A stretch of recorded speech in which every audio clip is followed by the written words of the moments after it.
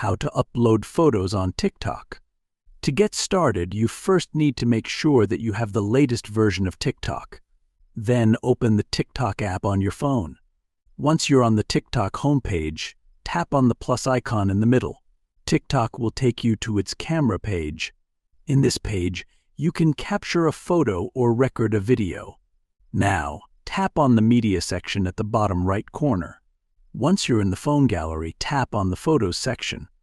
Then, select a photo from the gallery. After that, tap on Next at the bottom. Preview the selected image here. Then, tap on Next. After that, you can add a caption to it or set a location for the post. Once you are done, tap on the Post button. As you can see, the photo has been uploaded successfully.